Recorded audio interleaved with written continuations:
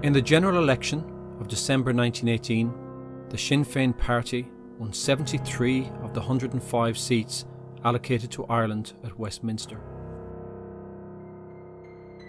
On the 21st of January 1919, instead of taking their seats in London, the Sinn Féin MPs formed an independent Irish Parliament called Dáil Éireann in Dublin.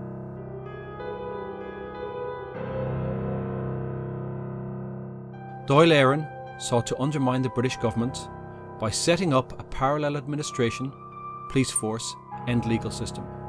At the same time, the Irish Volunteers, now increasingly known as the Irish Republican Army, mounted a military campaign against Crown forces in Ireland.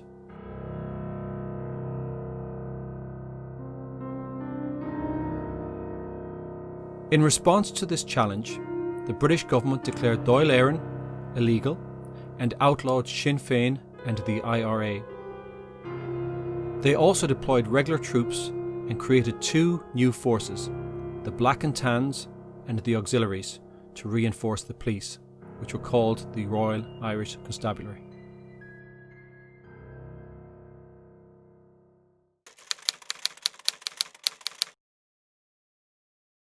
In the summer of 1920, IRA and Crown Force violence across the country was escalating. Locally, a number of key IRA units were becoming impatient with the Galway city leadership, who they felt were too cautious and too reluctant to attack members of the Crown Forces. So on the 21st of August 1920, without permission, the Castlegar company of the IRA attacked a police patrol that was leaving Ormore and heading towards the city. This became known as the Merlin Park ambush. A number of policemen were wounded, but there was only one fatality. He was Constable Martin Foley, a West of Ireland man or a Scama man who was regarded locally as being inoffensive and was popular. Now, a key element of any ambush that the IRA took part in was an attempt to capture arms, and Martin Foley's revolver was taken by the IRA and is currently in Galway City Museum. In the hours and the weeks that followed the Merlin Park ambush, local Republicans and their families were attacked by members of the police and Black and Tans who shot and wounded suspected Republicans, attacked their homes and ultimately killed two members of the IRA. The culmination of this series of reprisals by the Crown Forces was probably the killing of an IRA man called Louis Darcy at the spot of the Merlin Park ambush in March 1921, when he was allegedly shot while trying to escape, an account disbelieved by locals and by Republicans.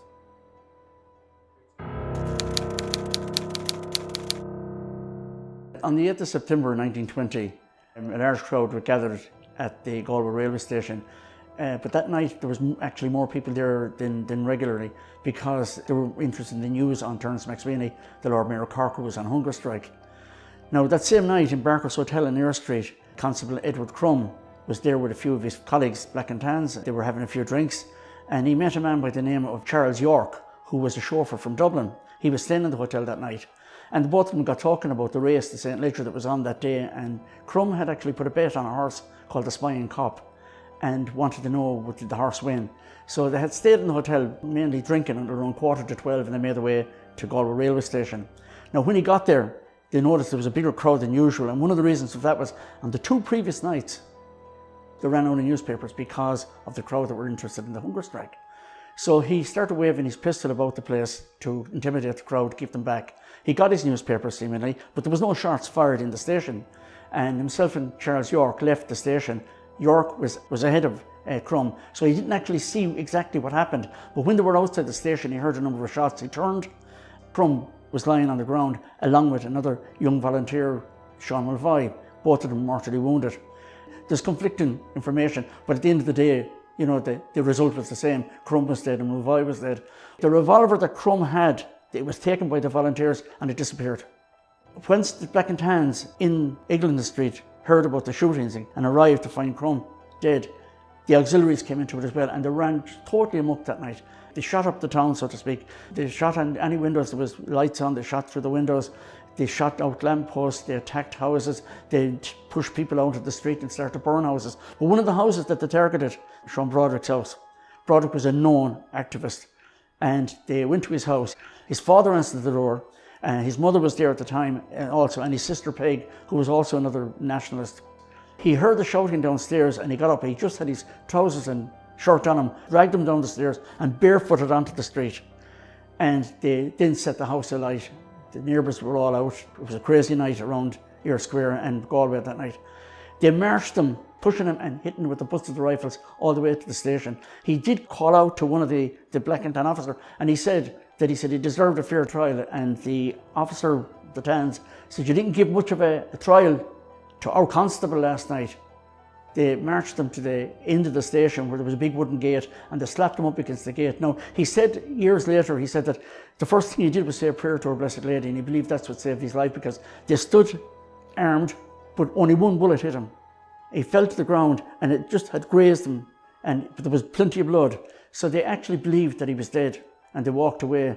He waited until they were well gone and thought it was time to save, and he made his way to another house in Foster Street where he hid overnight. The following morning, he went to his home in Prospect Hill, collected his belongings, and then went to Mayo.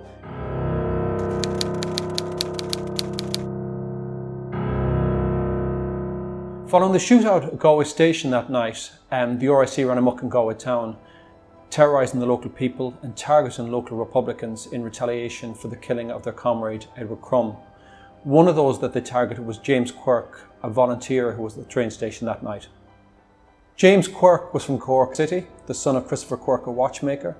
As a boy, he joined Sinn Féin MPs, a national youth organisation, and became involved in the Irish Volunteers.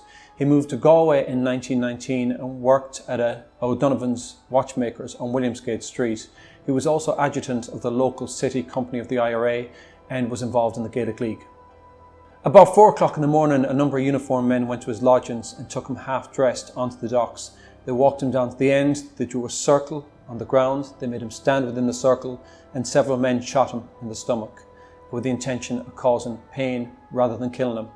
He dragged his way back to his accommodation where, apologising to his landlady, he asked for a priest. Father Griffin came and administered the last rites, and he died a number of hours later. What was doubly tragic was that he wasn't meant to be in Galway that particular evening. His mother was seriously ill in Cork and he was meant to travel that afternoon, but put off his journey by one day, which sealed his fate. The following day, the Galway Express, a Republican newspaper which had been targeted the night before, published a one-page article which stated that it was RIC savagery that resulted in the death of James Quirk.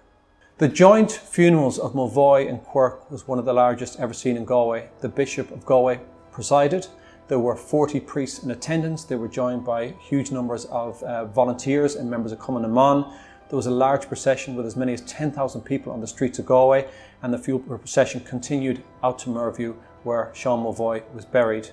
Afterwards, James Quirk was returned to his native Cork for burial in a Republican plot, where he'd soon be joined by the Lord Mayor of Cork, Terence McSweeney.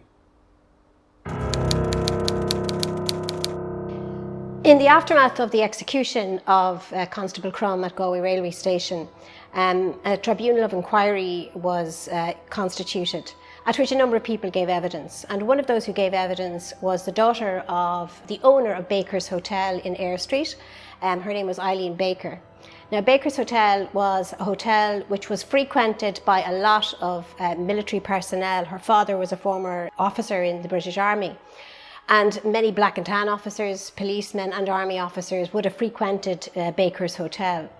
So Eileen Baker would have been familiar with all of those, and as a result of that, she almost became an inevitable target of those who were opposing the Crown forces in Ireland during the War of Independence.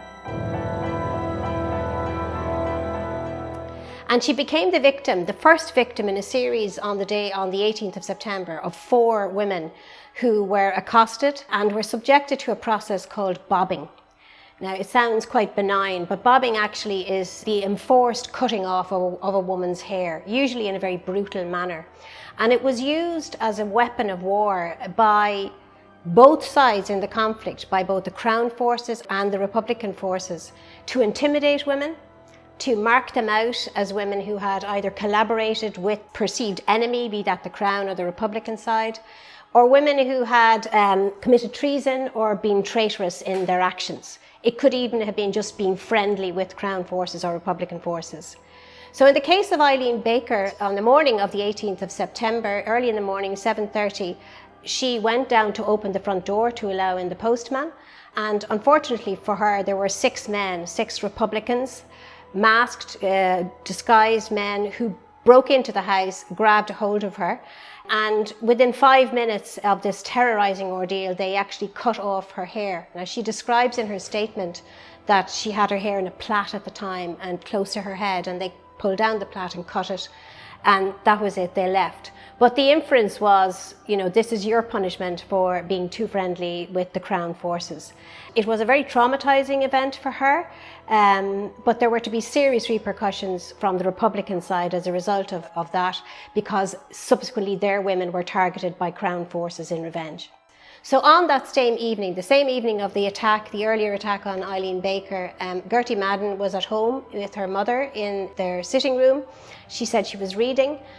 She heard a knock on the door. She went out and a group of men were there, masked men, again, military personnel. She didn't know whether they were army or black and tan or constables, but she knew that they were military men, but they were disguised in masks. They pulled her out into the street and began to cut her hair off, quite brutally, with the scissors. It was an awful ordeal for the young woman, like she was only 21 at the time. She didn't know if she was going to be alive at the end of it. But they cut her hair off, they made fun of her, they laughed at her, they handed her back the comb from her hair. But she was an incredibly resilient young woman, because her job was that she was a pianist in the orchestra of the Empire Hotel, or the Empire Theatre, and she actually went back to the Empire Theatre the following night and actually performed. Now, her hair was very badly cut, but she actually courageously, I think, wore a turban on her hair. She calls it a toque, which would have been a classical sort of a headdress that people would have worn at the time. And she went back to work and she did her job that evening, but was very, very traumatised by what had happened. So later on that same evening, another woman was to be subjected to a similar ordeal. Now, this woman was Margaret Broderick, Maggie Broderick, also known as Peg Broderick. She was the youngest of the victims. She was only 18 years of age. Again, she was in her family home, and they had heard a knock on the door. She was actually in bed at that point, so she went down in her nightdress to answer the door. They insisted on bringing her out into the street, which, remember, was in complete darkness at the time. She managed to grab a coat and put it over herself. She was pulled out into the street, and a group of 4 men attacked her with the scissors, cut her hair off. Now, she says in her account that they were otherwise gentle, but the actual brutality of cutting a young woman's hair off.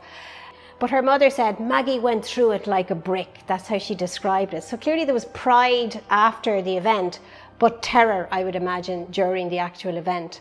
Maggie's hair was so roughly shorn that she ended up having to go to a barber the following day and get it properly cut so that it would grow out naturally again. And there's a marvellous photograph of her here in the museum, which was taken in the aftermath of that, when her hair was cut. And remember, she's only 18. And that particular photograph is of her with this extraordinary face. There's enormous pride in what she's had to do for the cause, if you like. But at the same time, you know, it's quite a stark picture of this young woman with her hair very closely shorn. But the face is remarkable.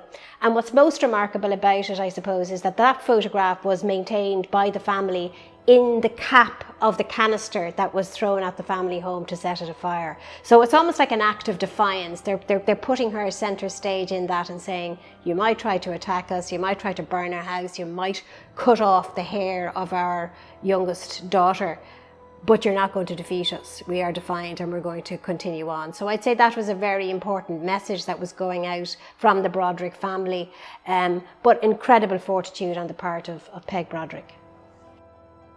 This is an extraordinary piece. This is Peg's own recollections of the night and the events of that awful evening. And she says, sometime afterwards, another raid took place when they asked if I was in. I called down from the top of the stairs and says, surely I am allowed to dress myself. They replied, no, come down as you are. I went down and snatched a coat from the hall stand. My mother shouted after me, be brave, Peg. I thought at first they were going to shoot me. They took me out and closed the door, then grabbed my hair, saying, what wonderful curls you've got, and then proceeded to cut off all my hair to the scalp with very blunt scissors. I might say they did not handle me too roughly, which is strange to say. There was no further comment until they finished, when they pushed me towards the door and said, good night. all spoke with English accents. I had to have my head shaved by a barber next day in order to have the hair grow properly. The actual act of physically cutting off a woman's hair in the 1920s was a huge, huge thing for any woman to experience. So to cut off a woman's hair like that in a brutal way, in a rough way where it was cut unevenly with scissors, meant that she was marked for a very long time. And it was a pretty heavy price for some of these young women.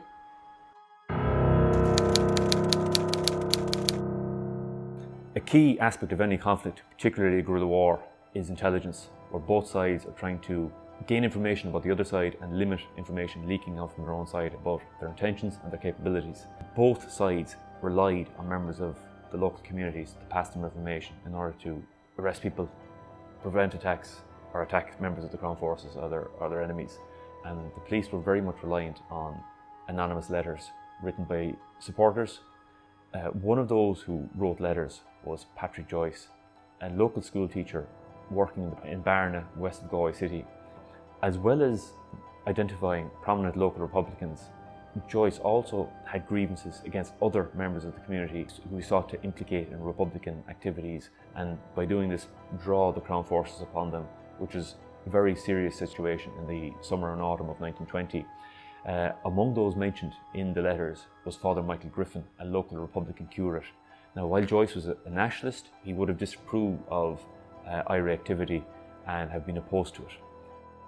A major weakness for anybody looking to give information to members of the Crown Forces through the postal system was the fact that a significant number of postmen and post officials were sympathetic to the IRA and were keeping an eye out for any letters going to the Crown Forces. As a result of one of these sympathisers, letters addressed to the Crown Forces, written by Patrick Joyce, were seized by the IRA. On the night of the 15th of October 1920, Patrick Joyce was taken from his home and from his family in Barna, and he was taken to an abandoned, ruined house between the Furbo and Mulcullen areas, where he was subjected to an IRA trial. He was confronted with the letters. He denied writing them. However, the IRA convinced of his guilt, and he was shot and killed, and his body was buried locally. Now, the reason the body was buried was probably to protect the local community from reprisals, the revenge attacks of members of the Crown Forces who would have reacted very badly to a local supporter being killed. Naturally enough, Joyce's family were traumatised. They were in touch with the police to try and recover the body. The body was never recovered. The impact of the killing of Patrick Joyce and his family was forgotten because of the severity of reprisals inflicted on the local area in Barna and Furbo and Spiddle and Mulcullen by members of the Crown Forces in the days and the weeks following the kidnapping of Joyce, where locals were attacked. And this would ultimately lead to the killing of Father Griffin, the local Republican curate, in November of 1920. Despite the efforts of the police to gain information about the location of Patrick Joyce's body, it was to remain undiscovered, buried in the bog close to where Barna Goffin is today, until 1998, when it was discovered and it was reinterred.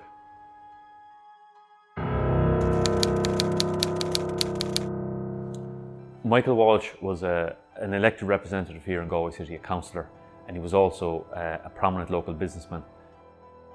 He was taken from his home by members of the Crown Forces down to the Long Walk. He was shot and he was thrown into the water, but his body was taken out. He was given a large funeral, during the course of which actually members of the funeral cortege were actually harassed and threatened by members of the Crown Forces. When people discuss violence carried out by members of the Crown Forces, they often talk about reprisals. The killing of Michael Walsh doesn't fit into that pattern.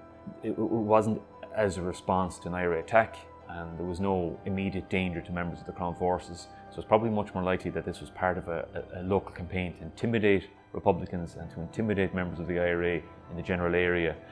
Targets for violence of that kind tended to be well-known people rather than Republican activists and guerrillas who would be much more difficult to arrest. Michael Walsh himself would have been older than most of the members of the IRA. He was a married man, he was middle-aged, he had a large family, and this added to the sense of grievance that Galway people felt about the killing of Michael Walsh, who was well regarded and who was popular locally. Eileen Quinn was born in a small townland called Raheen in South Galway, and she was the second oldest of 10 children, and Unusually enough for the time, she actually went to school until she was 16 years old, so that would be quite unusual for girls at least. And we know from stories from around that time that she was a big fan of literature, she loved the sonnets of Shakespeare, and she was a great fan of music as well. And that's actually where she met Malachy, her husband, at a dance at the Crossroads. And so they fell in love, got married, and on the 1st of November 1920, they were living near Cool Park in Gort, in a place called Quirk, and they had 3 children, Tessie, Alfie and Eva, and Eileen was pregnant. She was 7 months pregnant. They had a farm, about 70 acres, rented some land from Lady Gregory, and really should have been an idyllic time. Unfortunately, of course, though, politics nationally and internationally were going to have a catastrophic effect on Eileen and her family's life as well. On the Monday morning, the 1st of November 1920, Malachy went to the fair in Gort as he normally would, and he left Eileen and the children behind in the house with Kate Murphy, who was the servant girl that lived with them. About the same time Malachy was going to the fair in Gort, a battalion of Auxiliaries, D Company, was leaving Lennaboy Barracks here in Galway City, where they were billeted, and they were notorious. That afternoon then, at about 2:30, Eileen thought she heard sounds outside, so she said, you know what, I'll go and see if Malachy is on the way home. So she went out her house, out through the porch, and sat on the wall, kind of, which is in a big stretch of main road, waiting for Malachy to come home. That was about 2:30 in the afternoon. At about the same time, D Company decided to leave Gort as well, to head back into Galway. And reports at the time have them going on a rampage around Gort. They're drunk, they're firing shots in the square, they're shooting as they move out from the town. And then as they approach Eileen's house, they start to fire. Their Crossley tenders slow down, they fire what they were called warning shots. Eileen is sitting on the wall with her 3 children, all under the ages of 4, and she gets shot. The Crossley tenders move on, Eileen collapses.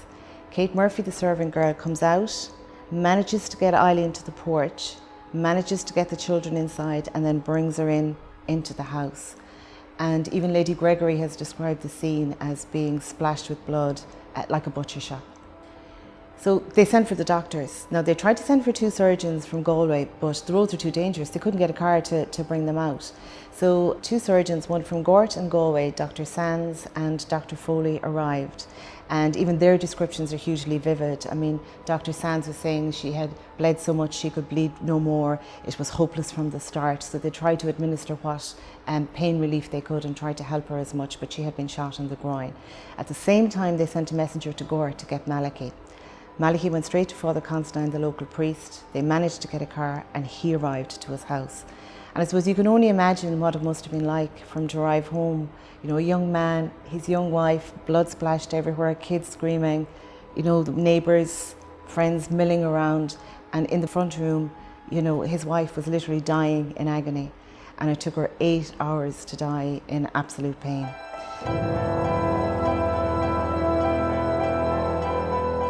She was waked at home for 3 days and then buried, but on the day of her funeral, the military tribunal took place.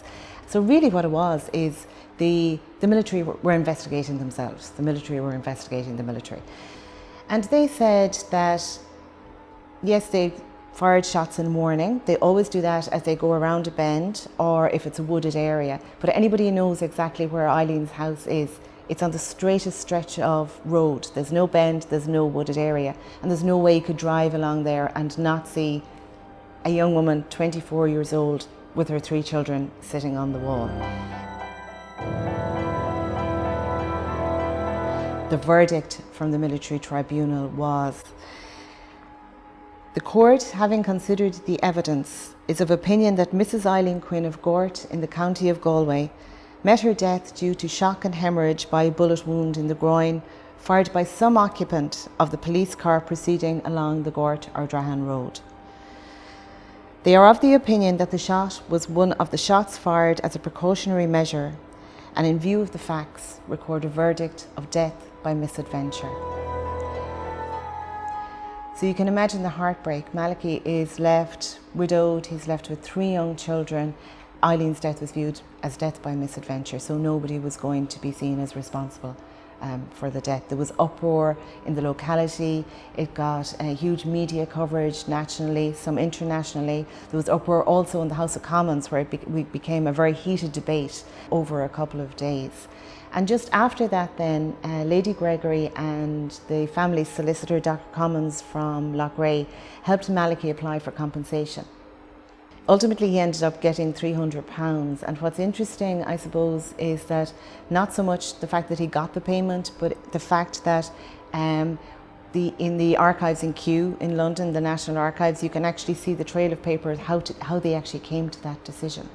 And they say a number of things, you know, that, if it was the loss of a husband, that would be a greater loss because it's the loss of essentially just a mother and the housekeeper, talking about Eileen like that. And then ultimately coming to the conclusion that they would pay Malachy £300 because we think, and as we reflect on this, that it's the least we can get away for.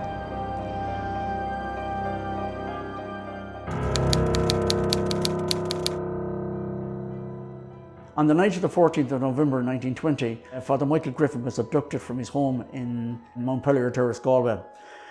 That morning he had actually said Mass in Barna and in Ferba and had prayed for the safe return of a man by the name of Patrick Joyce, who had been abducted by the IRA, believed to have been an informer. When he returned to Montpellier Terrace that day, Father O'Meehan, who was a colleague of his, was actually leaving the house. Now, Father O'Meehan had been threatened by the Black and Tans and had said that his days were numbered. So he, rather than stay in that house every night, he had a safe house to go to. So any sick calls that had to be covered, Father Griffin had to do them. So Father Meehan left the house, a number of other priests arrived, they were playing cards at around 10:30 and then they departed. Father Griffin was in bed by 11 o'clock. By 12 o'clock there was a lot of pounding on his door and they woke the neighbours, the next door neighbours. Father Griffin went to the window to call out to see who was there. Now Barbara King, who was the housekeeper, said afterwards that she said she heard him shouting, "All right, I'll be down in a minute." He said they weren't dressed in uniform. So they all walked away, and the man next door who watched them walk away, he said that they walked into the darkness of the night, and then thus began one of the greatest mysteries of the Galway War of Independence. Now, we do know that Father Griffin was taken to Linneby Castle, and he was interrogated, and then he was shot through the head. His body was taken by lorry to Barna, followed by 3 men in a car. Now, the following morning, there was an anniversary mass for one of the bishops in Galway, from the former bishops, and all the priests, all the clergy of Galway were to attend it. Now, one of Father Griffin's friends noticed that he wasn't there and went to Montpellier Terrace and said, "Where's Father Griffin?" And she said, "We were out on a call last night," and she believed it was a sick call. But he noticed that the Holy Isles and the sacrament was still in the tabernacle, so he said he definitely didn't take those with him. So immediately word went out that Father Griffin was missing and that the police were called into it. They said they were going to do a massive search. Telegrams were sent out to all the priests in the vicinity to see had anybody seen him. Nobody had seen him. Almost a week went by and he was found the following Saturday by a man, William Duffy, who was driving cattle into a field, and he noticed the ground had been recently dug and that it looked like a grave. So he sent for a couple of his friends and they dug up, and when they dug up they found the body of Father Griffin. The body was taken into Galway, into St. Joseph's Church, and then there was a inquiry into the death, which said that he was killed maliciously and it was intent, and that the men that did it were guilty of murder. So that was the official take on it at the time. But definitely the Black and Tans knew what had happened. There is no doubt about that, because there was a girl working in a restaurant, a cafe, and she said she went to the clergy in College House in Market Street, and she told them that she overheard 2 Black and Tans talking, and one of them said, "We shot a bloody parson last night." And then a night later, another girl, Chrissy Lyons, and she overheard one of them saying, "The parson is in the bog." So definitely the authorities knew. The House of Commons was brought into this, and they denied that British authorities had any hand, act or part in it. And the day of Father Griffin's funeral, there was 2 bishops, an archbishop, 150 priests, and 12,000 people kneeling on the road and the streets outside for the funeral mass. And the cortege moved through the streets. The RIC removed their caps, stood to attention and saluted the cortege as it passed. He was to be taken to Loughrea for burial. They were to meet a motor carriage at the Monagish Cross, and there it was going to be taken to Loughrea from there. The people of Galway at the time, they were used to shootings at this stage because there had been a number of them in the city. But the actual abduction of a priest and the murder of a priest brought a whole different light to the war. And it definitely was a turning point for an awful lot of people. The people in Galway were absolutely shocked. Even to this day, people still talk about the murder of Father Griffin.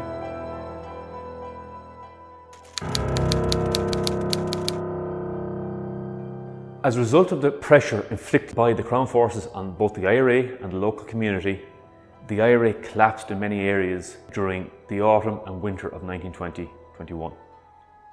However, despite the confidence of members of the Crown Forces that the IRA was on the verge of total defeat, they were wrong. In the spring of 1921, the IRA regrouped, reorganised, and began to inflict even greater numbers of casualties on the Crown Forces. This was true of Galway, and it was true of the IRA nationally. This led to peace negotiations. On the 11th of July 1921, a ceasefire came into effect, and delegates were sent by Dáil Éireann to London to negotiate a peace treaty with the British government. In December of 1921, that treaty was signed, and it led to the establishment of the Irish Free State. This would later become known as the Republic of Ireland.